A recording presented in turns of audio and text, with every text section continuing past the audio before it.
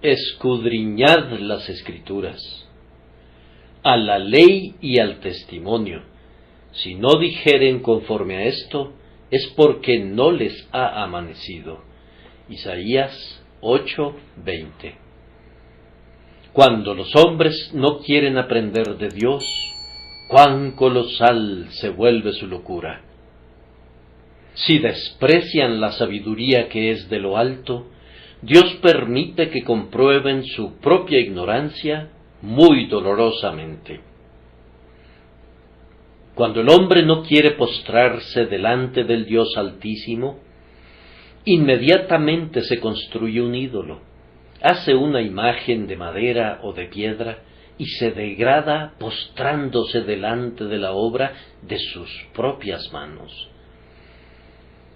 Cuando los hombres no quieren recibir el testimonio de la Escritura con respecto a la creación de Dios, enseguida comienzan a desarrollar teorías que son 1000 veces más ridículas que lo ridículo que pretenden encontrar en el texto bíblico, pues si no quieren aceptar la solución de Dios al problema, Él los deja que busquen otra a tientas, y su propia solución es tan absurda que con la sola excepción de ellos, todo el mundo tiene el suficiente sentido para reírse de lo que dicen. Y cuando los hombres abandonan el libro sagrado de la revelación, amigos míos, ¿a dónde van? Nos enteramos que en la época de Isaías acudían a lugares extraños, pues en el versículo 19 se afirma que preguntaban a los encantadores, a los adivinos que bisbiseaban y murmujeaban, sí, consultaban por los vivos a los muertos y se convertían en crédulos seguidores de nigromantes. Es asombroso que los hombres que más ferozmente llenan de vituperios a la fe sean notables por su credulidad. Uno de los mayores incrédulos del mundo, quien se ha autodenominado un libre pensador desde su nacimiento, camina ahora tambaleante hacia su tumba, creyendo en un extremado dislate que hasta un niño podría refutar.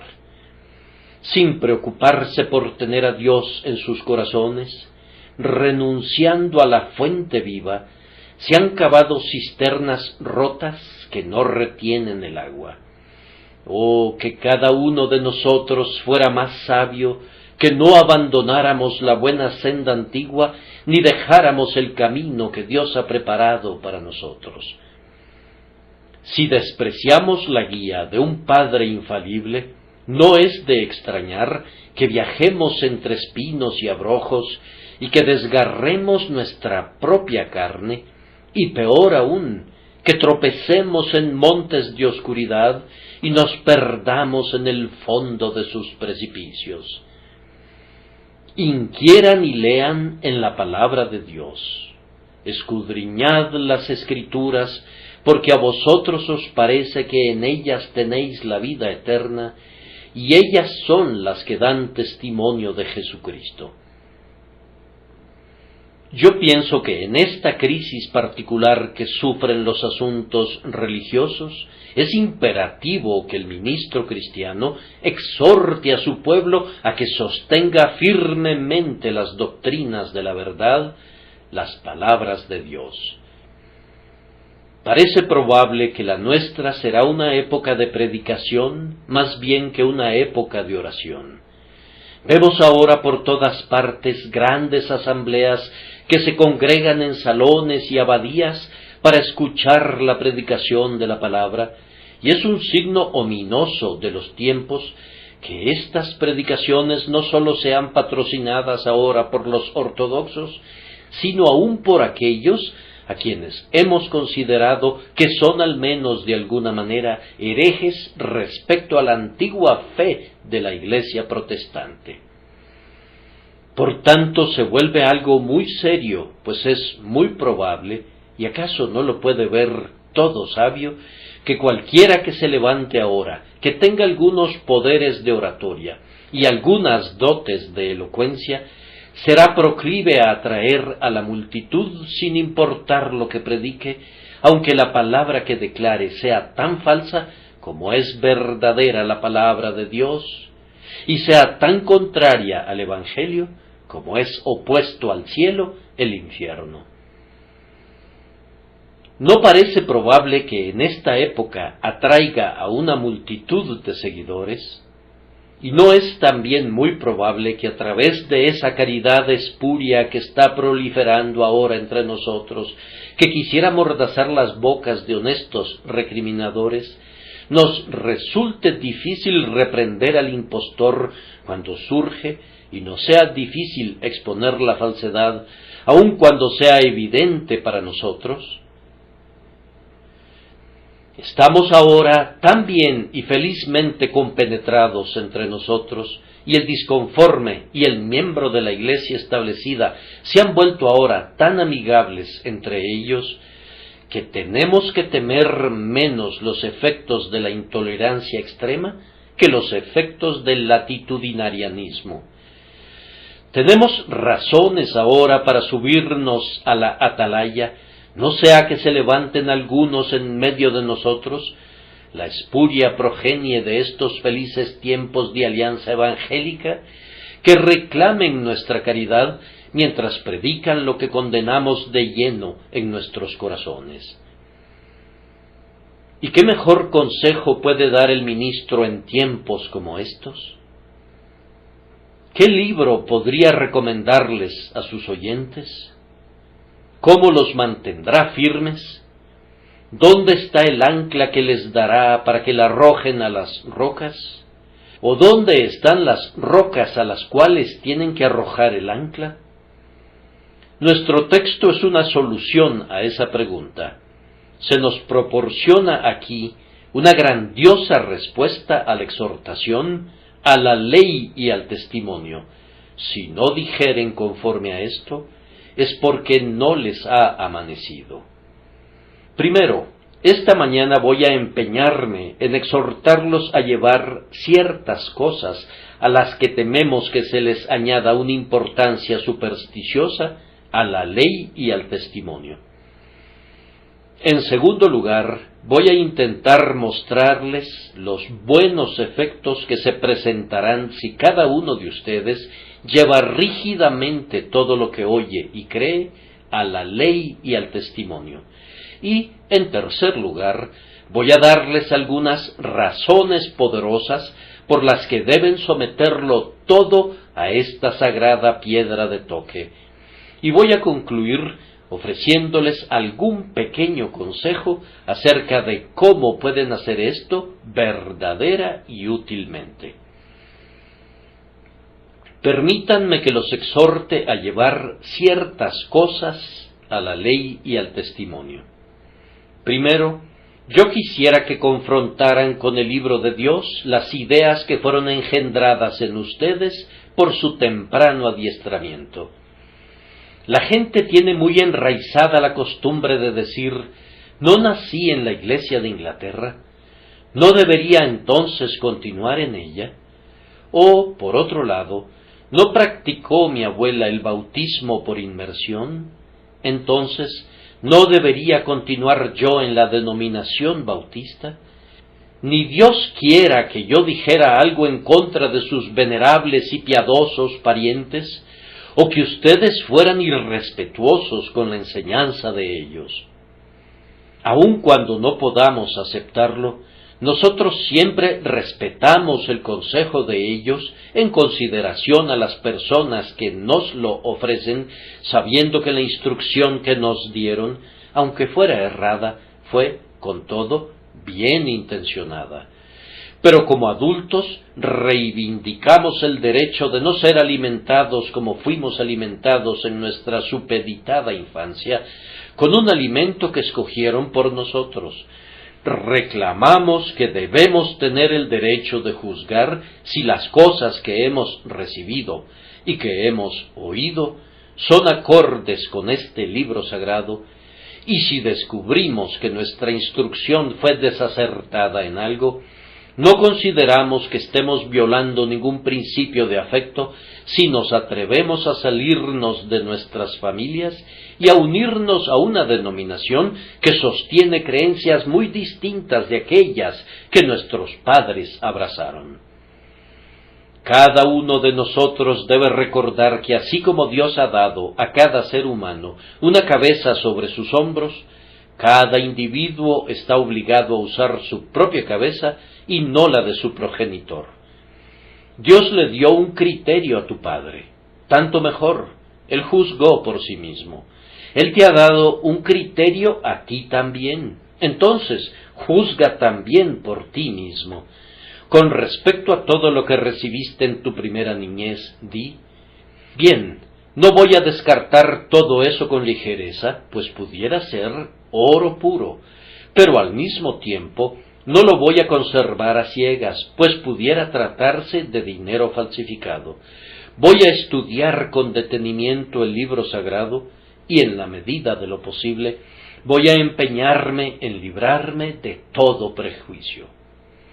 Voy a leer la Biblia como si nunca hubiese oído a ningún predicador o nunca hubiese sido instruido por mis progenitores, y voy a esforzarme por descubrir qué dijo Dios, y voy a creer y abrazar lo que Dios dice, sea lo que sea, esperando que por su gracia haya de sentir también su poder en mi propia alma.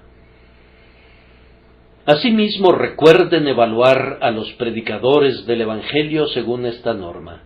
Muchos de ustedes saben muy poco acerca de lo que es el Evangelio. La idea general de la mayoría es que cada uno de nosotros tiene razón, que aunque yo pueda contradecir hoy a otra persona y alguien más pueda contradecirme a mí, todos tenemos razón. Y aunque sea una traición en contra del sentido común creer tal cosa, esa es una idea generalizada. Algunas personas siempre creen lo que dice el predicador más reciente. Si oyeran al hipercalvinista más extremo, al igual que él, aceptarían la plenitud de la doctrina de la reprobación. En caso de que escucharan a la mañana siguiente al más acérrimo arminiano, creerían con él en la más universal de las redenciones y en el más poderoso de los albedríos humanos. Si oyeran después al calvinista genuino, que predica que el hombre se ha destruido a sí mismo, pero que en Dios se encuentra su ayuda, tal vez piensen entonces que el hombre se contradice a sí mismo, y por una vez se rebelan contra sus maestros. Pero es probable que si oyeran a esa persona otra vez, se reconciliarían fácilmente con las aparentes contradicciones, pues lo que les gusta a ellos es simplemente la presencia del hombre, es simplemente la manera que tiene el hombre de decir las cosas y no lo que dice. Acabo de oír algo semejante con respecto al santo señor Durham, el escritor de ese libro encantador sobre el Cantar de Salomón. Si yo hubiera vivido en su tiempo, pienso que no hubiera querido oír jamás a ningún otro predicador. De día y de noche me habría sentado esperando recibir los dulces goteos de sus labios de miel. Pero en su tiempo había un joven predicador, su nombre ha caído en el completo olvido, cuya iglesia se llenaba de gente hasta la puerta, y en cambio la iglesia del señor Durham, que quedaba muy cerca, estaba vacía. La explicación de eso es que a la mayoría de la gente no le interesa lo que se predica, sino la forma de decirlo. Y si lo predicado es expresado elegantemente, si es expresado bellamente y si es expresado enérgicamente, eso le basta a la gente, aunque sea una mentira. Pero si se dice la verdad, no la reciben a menos que vaya acompañada de algunas dotes de oratoria y de elegancia. Ahora bien, al cristiano que ha superado su infancia no le importa cómo se expresa el predicador. Para él lo importante es lo que dice. Lo único que se pregunta es, ¿dijo la verdad? se queda únicamente con el grano. Para él la paja no significa nada y el tamo menos. A él no le importan los arreglos de la fiesta ni la elaboración de los platillos. A él solo le importa lo que constituye alimento sólido para él mismo. Ahora, mis queridos amigos, cuando subo a este púlpito, yo reclamo el derecho de ser oído, pero no reclamo el derecho de que se me crea, a menos que las palabras que digo sean acordes con el libro sagrado. Yo deseo que me traten como quisiera que trataran a cualquier otra persona, que nos lleven a cada uno a la ley y al testimonio. Le doy gracias a Dios porque no tengo necesidad de avergonzarme de mi Biblia. Algunas veces me avergüenzo de esta traducción que hicieron de ella, viendo cómo, en algunos puntos importantes, no es fiel a la palabra de Dios, pero de la propia palabra de Dios puedo decir que es el varón de mi diestra, mi meditación tanto de día como de noche. Y si hubiese algo que predico que sea contrario a esta palabra, óyenlo en el cielo, escupan sobre ello y desprécienlo. La verdad está aquí. Lo que se les pide que reciban no es lo que yo digo, sino lo que dice mi Dios. Pónganme a mí y pongan a todos mis hermanos en la criba. Échennos a cada uno de nosotros en el fuego. Póngannos en el crisol de la verdad. Y lo que no sea acorde con la palabra de Dios debe consumirse como escoria. Hay otra clase de individuos que es muy contraria a esos seres a los que me he referido. Estos varones son sus propios predicadores. No le creen a nadie sino a ellos mismos, y sin que lo sepan, tienen múltiples razones para odiar al Papa, porque entre colegas siempre hay disensión, ya que ellos mismos son papas. Estas personas, cuando oyen que se predica una verdad, no la juzgan por la Biblia, sino por lo que creen que debería ser la verdad. Por ejemplo, he oído decir a alguien, después de haber oído la doctrina de la elección, o la doctrina de la redención particular, bien, esa doctrina no me agrada, no me gusta. Y luego comienza a blandir una objeción que ha fraguado en su propio yunque, pero sin intentar jamás citar algún texto de la Escritura para refutar a la doctrina. Sin referirse nunca a algún antiguo dicho de los profetas, se empeña en demostrar que la doctrina es un error, pero sólo juzgándola según su propia opinión, según sus deseos de lo que debería ser la verdad. ¿Qué pensarías de un hombre que le dijera a un astrónomo: vamos, de nada sirve que me digas que la constelación de Escorpión tiene tal y tal forma, pues yo te digo que no me gusta su aspecto? Mi querido amigo astrónomo, no pienso que la constelación de Escorpión debiera haber sido hecha de esa forma. Pienso que esta estrella debería haber sido puesta justo aquí, en vez de allí, y entonces todo estaría bien. El astrónomo simplemente le sonreiría y diría: tu opinión no tiene ninguna importancia, pues no altera los hechos. Si piensas que estoy equivocado, la forma correcta de contradecirme no es diciéndome dónde piensas que deberían estar las estrellas. Simplemente ven y mira a través de mi telescopio y ve dónde están las estrellas. Ahora bien, lo mismo sucede con la verdad. La gente dice: a mí no me gusta una verdad de ese tipo. Esa no es una refutación de esa verdad. La pregunta es: ¿está en la Biblia? Porque si está allí, nos guste o no nos guste, es un hecho, y lo que el ministro tiene que hacer es reportar los hechos que encuentra allí. Vamos, el astrónomo no puede disponer a las estrellas en una fila como si se tratara de una hilera de lámparas de gas para agradarte. Y el ministro no puede poner las doctrinas en la forma en la que tú deseas que sean puestas. Todo lo que el astrónomo hace es ubicarlas, y entonces dice, así es como están en el cielo. Entonces tú tienes que mirar al cielo para ver si es así. Todo lo que yo tengo que hacer es decirles lo que encuentro en la Biblia. Si no les gusta, recuerden que esa no es una refutación, y no me importa que les guste o no les guste. Lo único que cuenta es, ¿está en la Biblia? Si está ahí, no voy a detenerme para probarlo. Yo no vengo aquí para demostrar una doctrina en absoluto. Si está en la Biblia, es verdad. Ahí está. Yo la divulgo. Si la rechazas, lo haces para tu propia condenación, pues tú mismo crees que la Biblia es veraz, y yo te demuestro que está allí, y por tanto, tiene que ser verdad. ¿Debería ser acorde con tu mente? ¿Quisieras que la Biblia se adaptara a los designios de tu propio corazón?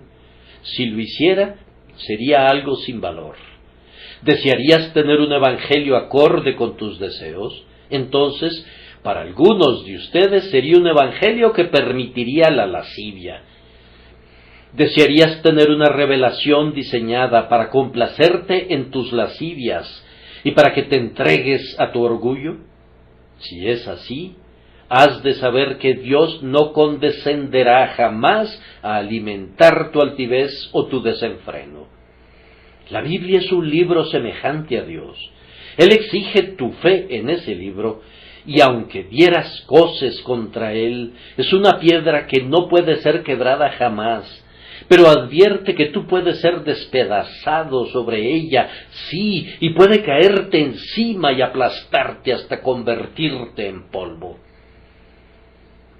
Entonces te suplico que cotejes tus propios pensamientos y tus propios sentimientos con la piedra de toque de la verdad, pues si no dijeren conforme a esto, es porque no les ha amanecido. Y hagan exactamente lo mismo con todos los libros que lean. Esta es una época de escribir libros y de imprimirlos. En estos tiempos, debido a la literatura periódica y a los libros que descansan en nuestros anaqueles, nuestras Biblias no son muy leídas. Voy a relatarles una historia veraz, tal como me fue contada ayer. Érase una vez un joven que ahora estudia para el ministerio, que era tan extraordinariamente ignorante de su propia Biblia, que cuando oyó a un joven ministro mencionar la historia de cuando Nabucodonosor fue echado de entre los hombres, hasta que su pelo creció como plumas de águila y sus uñas como las de las aves, al concluir el sermón, le dijo al ministro: bien, lo que le dijo a la gente fue una historia muy rara, ciertamente. ¿Dónde pescó esa historia? Vamos, le respondió el ministro, ¿no has leído nunca tu Biblia? La puedes encontrar en el libro de Daniel. El joven había leído muchísimas otras cosas, pero nunca había leído toda la Biblia, y sin embargo, iba a ser un maestro de ella. Ahora bien, me temo que esa misma ignorancia es muy prevaleciente en muchas personas. No saben lo que contiene la Biblia. ¿Podrían decirte lo que está en el semanario del feligrés? ¿O en el semanario del cristiano? ¿O en la revista del congregante? ¿O en la revista wesleyana? ¿O en la revista bautista? ¿O en la revista evangélica? Y en todas esas publicaciones. Pero hay una antigua revista, una revista de armas, una revista de riquezas que olvidan leer. Ese es el libro anticuado llamado la Biblia. Ah, dijo alguien que estaba a punto de morir, que había sido un gran experto en los clásicos. Qué bueno hubiera sido que hubiera pasado tanto tiempo leyendo mi Biblia como el que invertí leyendo a Livio. Qué bueno hubiera sido ser tan riguroso en mis reseñas sobre la Santa Escritura como lo fui en las reseñas sobre Horacio.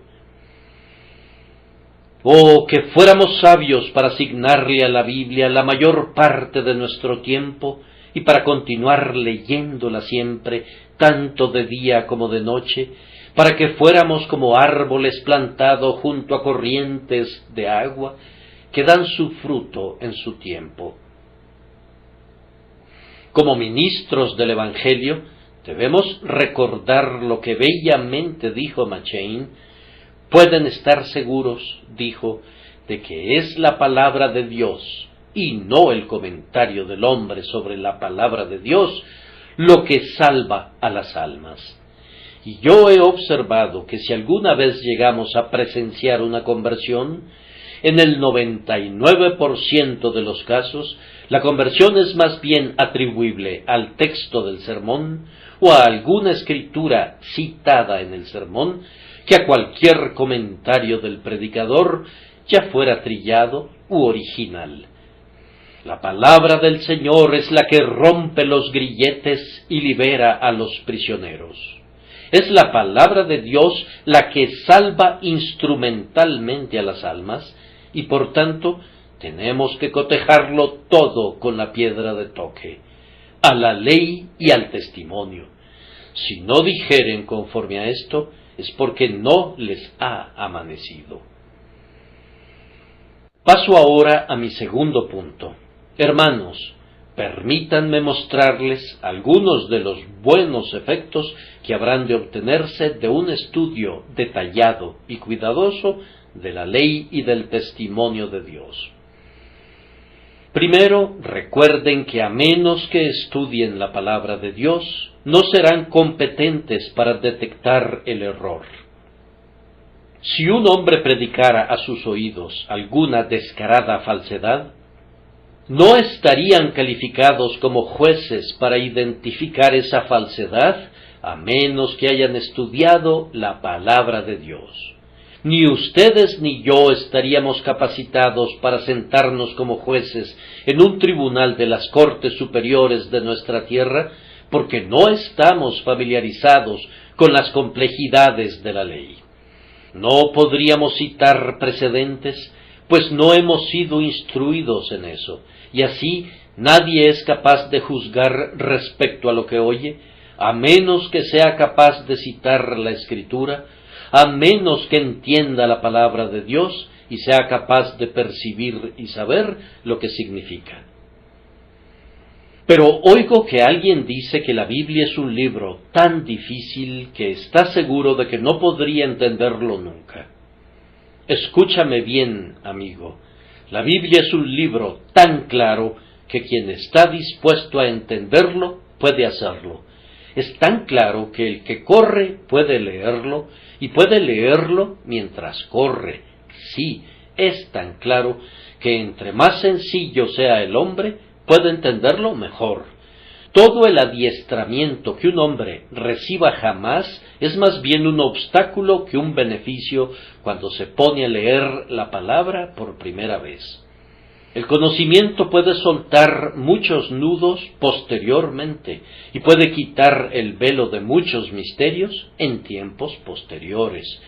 Pero hemos oído decir a críticos de mentes profundas que al principio habrían dado todo el mundo si hubieran podido hacer a un lado todo su conocimiento para leer la Biblia sencillamente como el humilde aldeano la lee y creerla como la palabra de Dios sin las objeciones de la crítica.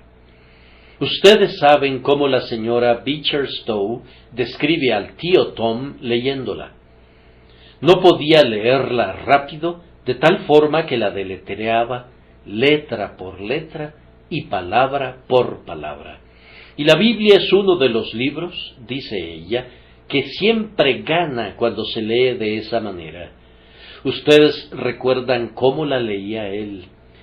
Que vuestro corazón no se... Y luego se detuvo ante una palabra compleja y por fin la farfulló y era turbe. Creéis en Dios, creed también en mí. Pues bien, la Biblia se torna más dulce cuando uno se detiene un largo tiempo al leerla. Y lejos de que tu falta de instrucción te descalifique para tu entendimiento de la Biblia, te ayuda, pues la mayor parte de ella es más entendible desde la sencillez de tu corazón.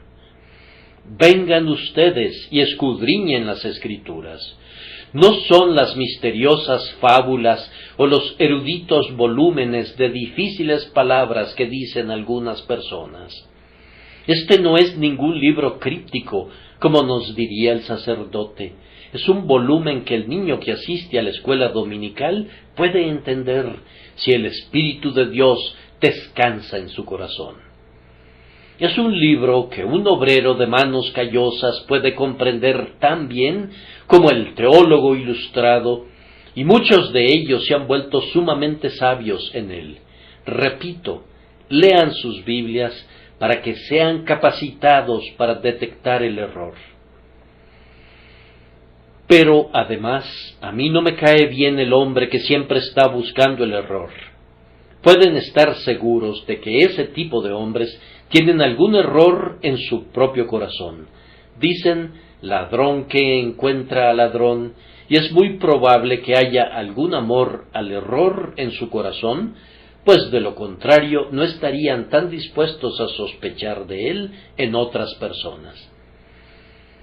Pero permítanme darles otra razón.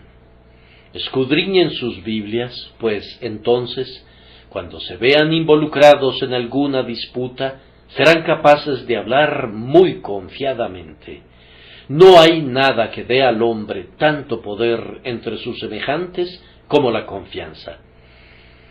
Cuando me contradicen en la conversación con respecto a cualquier convicción que yo exponga, si tengo la Escritura al alcance de mi mano, entonces me río de mi oponente, y aunque él sea muy sabio y haya leído 10 veces más libros de los que yo haya simplemente visto, yo sencillamente le sonrío si puedo citar la Escritura.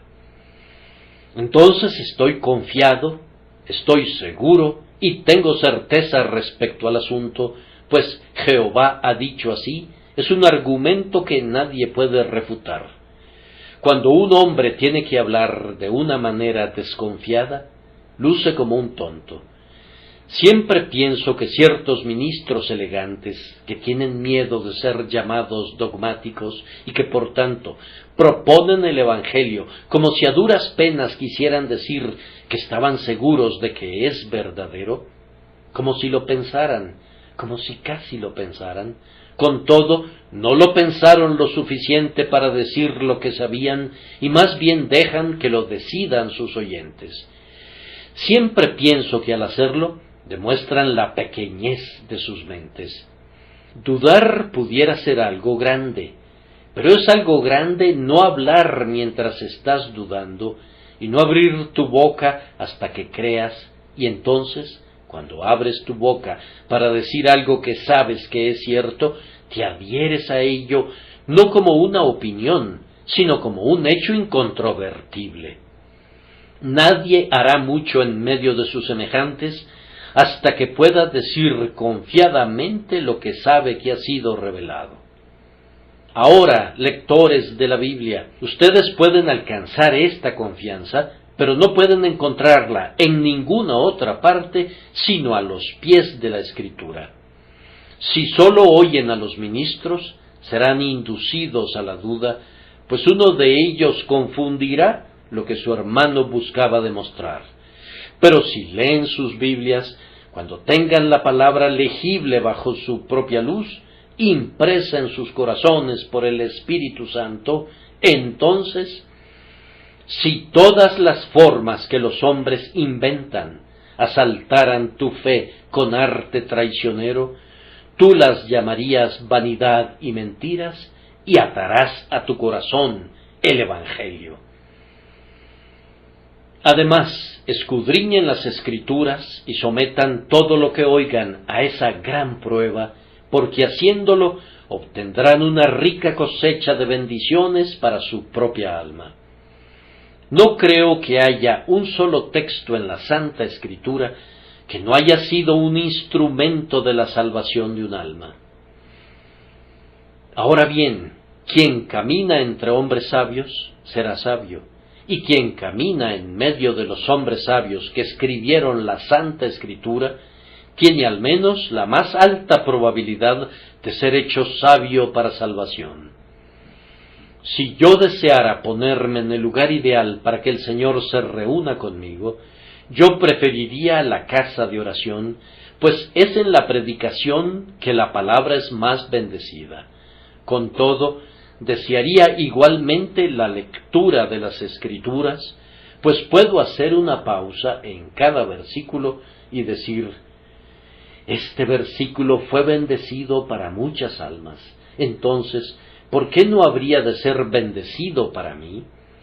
Por lo menos estoy junto al estanque de Betesda, voy caminando en medio de sus pórticos, y quién sabe si el ángel agitará el estanque de la palabra mientras yazgo impotente a uno de sus costados en espera de la bendición. Sí, es tan grande la verdad de que Dios ha bendecido cada palabra de la Escritura, que yo recuerdo una asombrosa anécdota sobre la conversión de un hombre gracias a un pasaje de la Escritura que no parecía apropiado para un propósito semejante. Ustedes conocen aquel capítulo de Génesis, ese capítulo muy opaco en donde leemos: fueron, pues, todos los días de Matusalén 969 años, y murió. Y fulano de tal vivió tantos años, y murió. Nos hemos enterado de que una vez fue leído en público, y un hombre que escuchaba esa lectura, al oír la frecuente repetición de «y murió», pensó: «Ah, y yo me voy a morir». Y fue la primera nota de advertencia que penetró en su conciencia cauterizada, y fue el instrumento de Dios para llevarlo a Jesús. Ahora, lean las Escrituras por esta razón. Si desean la salvación, y si están anhelando vivamente la misericordia, si sienten su pecado y necesitan la salvación, vengan a este mar de amor, a este tesoro de luz, a este guardarropa de suntuosos trajes, a esta fuente de bienaventuranza. Vengan ustedes y vean cómo son suplidas sus necesidades por medio de la plenitud de las riquezas de Jesús, quien es presentado claramente en esta palabra entre vosotros como crucificado.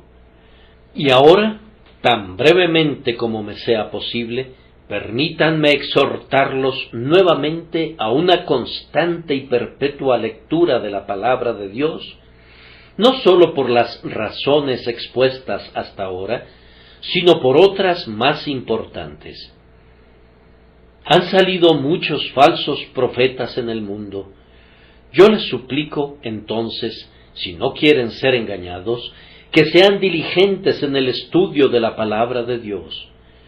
Según nos informa el Dr. Livingstone, en ciertos tramos de sus viajes, sus guías eran tan ignorantes o estaban tan decididos a engañarlo que habría sido mucho mejor viajar sin ellos que con ellos. Él tenía que referirse constantemente a su brújula para no ser engañado. Ahora, yo no diría alguna cosa dura si no creyera que es verdad, pero yo pienso solemnemente que hay algunos supuestos maestros de la palabra que son ya sea ignorantes de las cosas espirituales en sus propios corazones, o están tan resueltos a predicar cualquier cosa menos a Cristo, que podrías estar mejor sin ellos que con ellos, y por eso tienen una absoluta necesidad de referirse perpetuamente a esta grandiosa brújula mediante la cual únicamente pueden encauzar su camino. Yo desprecio una caridad que después de todo no es caridad. Tengo que decirles lo que creo. Algunos quisieran que yo dijera desde aquí: todos los que son eminentes predicadores son ciertamente predicadores fidedignos. Ahora bien, yo no puedo afirmar eso. Cuando oigo que un hombre predica la doctrina de la justificación solo por la fe, por medio de los méritos de Cristo, yo le extiendo mi mano y lo llamo mi hermano, porque está en lo correcto en cuanto a lo esencial. Pero al hacer esto, estoy muy lejos de aprobar muchas de sus otras convicciones. Pudiera ser que él niegue el poder eficaz del Espíritu en la conversión. Pudiera ser que no sostenga la doctrina de la total depravación de la raza humana, que no insista en la libre gracia soberana, que no predique ni enseñe la doctrina de la sustitución y de la satisfacción por medio de Cristo. Ahora, yo no me voy a engañar diciéndoles que en lo que ese hombre difiera de la palabra de Dios, tiene razón. Sin duda ese hombre podría ser bendecido para la salvación de ustedes, pero pudiera haber una maldición en su ministerio a pesar de todo, de manera que aunque pudieran ser salvados por su ministerio, pudieran quedar sujetos a servidumbre durante toda su vida por culpa de él, y pudieran andar gimiendo en vez de estar cantando, pudieran andar sollozando en vez de experimentar una sagrada explosión de alegría. Tú estudias con tal y tal individuo que fue el instrumento de tu conversión, pero él te dice que tu salvación depende de ti mismo y no del poder de Cristo. Él insiste en que tú, después de todo, puedes perder la gracia y ser echado fuera. Él te dice que aunque seas salvo, Dios no te ama más de lo que amó a Judas, que no hay tal cosa como un amor especial, que no hay tal cosa, en efecto, como la elección. Él te dice que otros podrían haber venido a Cristo igual que tú, y que no hubo ningún poder especial aplicado a tu caso que fuera mayor que cualquier otro. Bien, si no te conduce a gloriarte en el hombre, a engrandecer a la carne y algunas veces a confiar en ti mismo, o por el contrario, si te condujera a turbarte cuando no hay necesidad de sentir turbación, yo me maravillaría, ciertamente, en la medida que su doctrina sea falsa y tienda a extraviarte. Podría ser el instrumento de tu salvación, y con todo, podría fallar en muchos puntos en ministrarte para tu edificación y consuelo. Por tanto, si no quieres ser confundido de esa manera, escudriña las Escrituras. Pero, hay un grave peligro de ser conducido radicalmente al extravío. Pudieran oír todo lo que el ministro diga, pero él podría olvidar decirles la parte vital de la verdad. Pudiera tratarse de alguien que se deleite en las ceremonias, pero que no insiste en la gracia que contienen. Él podría proponerles la rúbrica y el sacramento y decirles que hay eficacia en la obediencia al uno y en la atención al otro, pero podría olvidar decirles que el que no naciere de agua y del Espíritu no puede ver el reino de Dios. Ahora bien, bajo un ministerio así, no sólo podrían ser conducidos al extravío, sino que, podrían ser destruidos por completo. Pudiera ser alguien que insista mucho en la moralidad de la vida. Podría decirte que seas honesto, justo y sobrio, pero tal vez pudiera olvidar decirte que se requiere de una obra más profunda que la mera moralidad. Pudiera recorrer la superficie, pero sin hundir nunca la lanceta en la profunda úlcera de la corrupción de tu corazón. Él pudiera darte una dosis paliativa, alguna medicina que pudiera quietar tu conciencia, pero podría no decirte: no hay paz para los malos, dijo Jehová. Pudiera ser uno de esos que profetiza cosas pulidas, que no quiere turbarte. Y, recuerda que tu ministro pudiera ser un instrumento en las manos de Satanás para vendar tus ojos y conducirte al infierno, mientras tú pensabas en todo momento que ibas en camino al cielo. Y óiganme todavía, yo no me excluyo de mi propia censura. Pudiera ser posible Yo le pido a Dios que no sea así, que yo mismo pudiera haber confundido la lectura de la Santa Escritura, que pudiera haberles predicado un evangelio diferente, no que haya otro, y por tanto exijo de ustedes que mi propia enseñanza y la enseñanza de cualquier otro hombre, ya sea escrita o de palabra, sea siempre llevada a la ley y al testimonio, para que no los engañemos y no los conduzcamos al extravío. Ah, queridos oyentes, sería algo terrible que yo fuera el instrumento de conducir a cualquiera de ustedes al abismo. Aunque en alguna medida su sangre ha de ser sobre mi cabeza, si yo los engañara, con todo, yo les suplico que recuerden que no soy responsable por sus almas, más allá del punto donde mi poder me lleve. Si son conducidos al error por mi culpa, después de esta solemne declaración mía, serán ustedes tan ciertamente culpables como si yo no los hubiera guiado al error.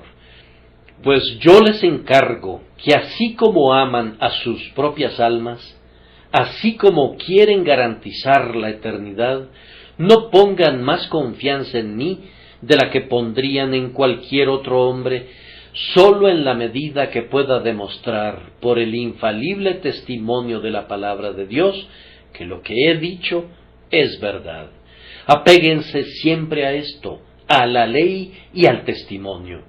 Si no dijeren conforme a esto, es porque no les ha amanecido. Oí una historia que recuerdo haberles contado antes, de una joven que salió de este lugar diciendo: bueno, a mí no me gusta el señor Spurgeon del todo. Su doctrina es enrevesada. Dijo tal y tal cosa. Y luego la joven citó un texto de la Biblia como algo muy perverso que yo había dicho, algo acerca de que el alfarero tiene poder sobre la arcilla. Entonces la amiga que estaba con ella le dijo: fue Pablo quien dijo eso, no el señor Spurgeon. Ah, respondió ella, yo pienso que el apóstol Pablo también era enrevesado. Pues bien, nos alegra mucho incurrir en una censura de ese tipo, y no voy a objetar del todo si acompaño a Pablo donde quiera que él vaya. Pero les suplicamos que acudan a sus Biblias y vean si es así. Algunos padres cristianos tienen una muy buena costumbre. Cuando los niños y las niñas regresan a casa, les preguntan: bien, ¿cuál fue el texto? Y entonces el padre quiere que repitan lo que el ministro les dijo, y aún el más pequeñito sabe algo, y dice una cosa u otra que el ministro mencionó desde el púlpito. Entonces el padre busca en su Biblia para ver si esas cosas son así. Luego procura explicarles las cosas difíciles, de manera que se vuelven como esas nobles personas de Berea, que eran más nobles que los que estaban en Tesalónica, porque escudriñaban las Escrituras para ver si estas cosas eran así. Y ahora voy a mencionar simplemente una o dos peculiaridades en lo que siempre les he predicado a ustedes, peculiaridades que yo quisiera que investigaran ansiosamente. Pues bien, no acepten de mí nada de segunda mano, antes bien cotejen todo con la palabra escrita. Yo creo y enseño que todos los hombres por naturaleza están perdidos por la caída de Adán. Vean si eso es cierto o no. Yo sostengo que los hombres se han descarriado tanto que nadie quiere ni puede venir a Cristo a menos que el Padre lo traiga. Si estoy mal, descúbranme. Yo creo que antes de todos los mundos, Dios escogió para sí a los miembros de un pueblo que nadie puede contar, por quienes el Salvador murió, a quienes les es dado el Espíritu Santo y quienes serán infaliblemente salvos. Pudiera ser que no les guste esa doctrina, no me importa. Vean si está en la Biblia, vean si declara que somos elegidos según la presciencia de Dios Padre, y así sucesivamente.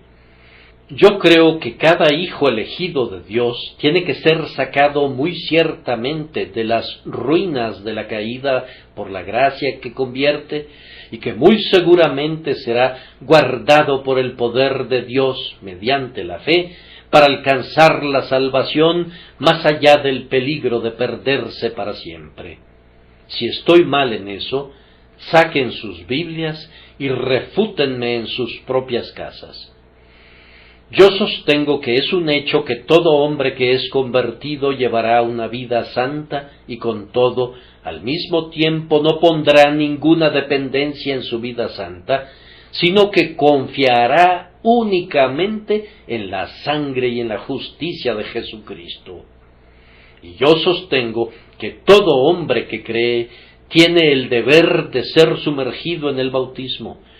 Yo sostengo que el bautismo infantil es una mentira y una herejía, pero yo reclamo respecto a esa grandiosa ordenanza de Dios, el bautismo de los creyentes, que pase por el examen de la Escritura. Yo sostengo que nadie, sino solo los creyentes, deben ser bautizados por inmersión, y que todos los creyentes tienen el deber de ser sumergidos. Si estoy mal, no se hable más, no me crean, pero si tengo razón, obedezcan a la palabra con reverencia. Yo no tolero el error incluso en puntos que algunos individuos consideran nimios, pues un grano de verdad es un diamante y un grano de error pudiera tener serias consecuencias para nosotros, para nuestro perjuicio y aflicción. Yo sostengo, entonces, que sólo los creyentes tienen derecho a participar en la cena del Señor, que es indebido dar la cena del Señor indiscriminadamente a todos, y que sólo los cristianos tienen un derecho ya sea a las doctrinas, a los beneficios o a las ordenanzas de la casa de Dios. Si estas cosas no son así, condénenme como quieran. Pero si la Biblia está conmigo, su condenación no sirve de nada.